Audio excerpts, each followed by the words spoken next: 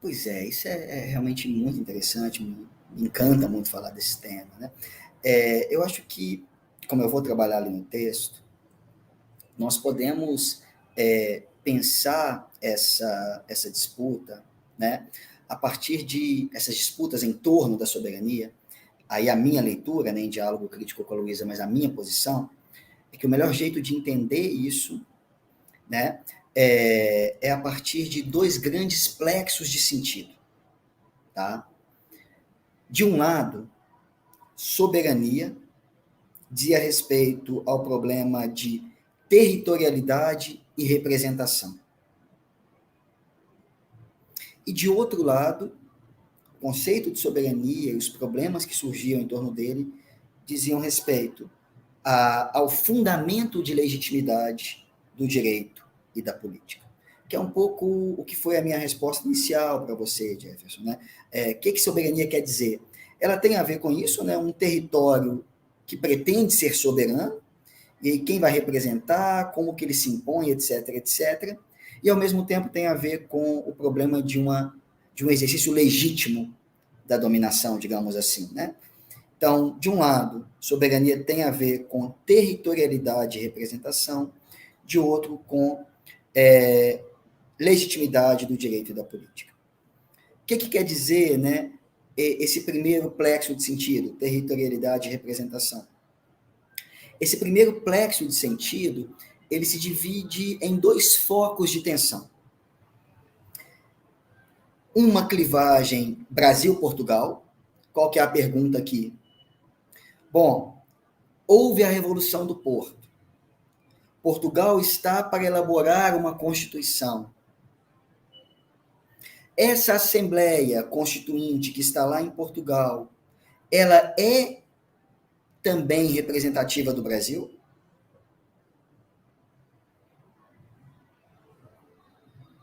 Ou somente uma Assembleia brasileira pode representar a soberania do Brasil?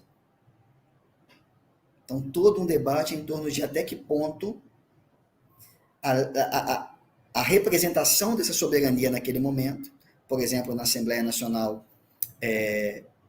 na Assembleia Constituinte, que vai derivar da Revolução do Porto, até que ponto essa Assembleia ela representa ou não também o Brasil? Porque ela está lá, ela não está aqui no nosso território.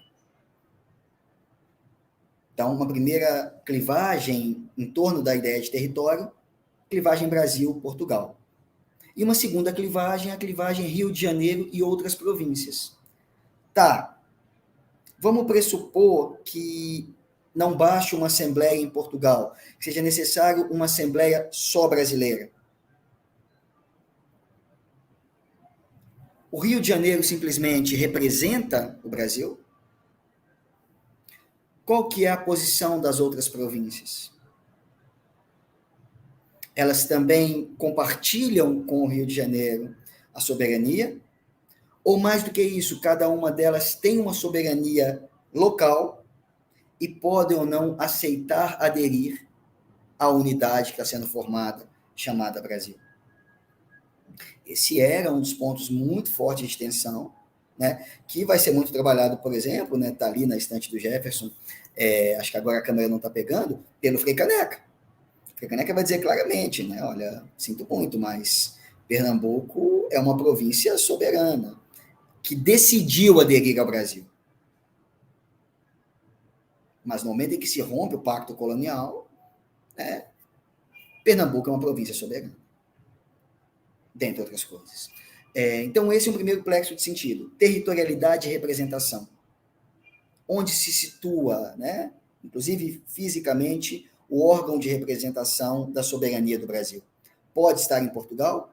Brasil é soberano tanto quanto Portugal? Quem é soberano é só Portugal? Quem é soberano é o Reino Unido? Como que vai ficar essa ideia de Reino Unido? Onde vai ficar a representação soberana desse Reino Unido, se ele for continuar, etc, etc. E, do outro lado,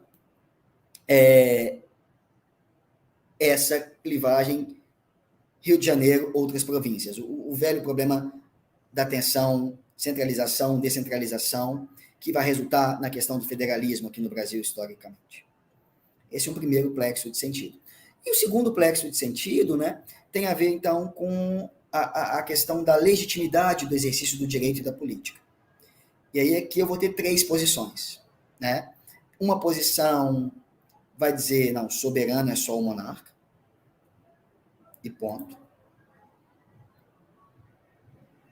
Outra posição vai dizer, soberano é só o povo,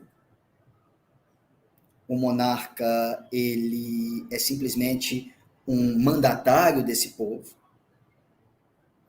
E, finalmente, uma outra posição extremamente sofisticada, extremamente sutil nas suas contradições, que vai dizer, não, soberana é a nação brasileira. E a nação brasileira é representada pelo monarca e pelo povo.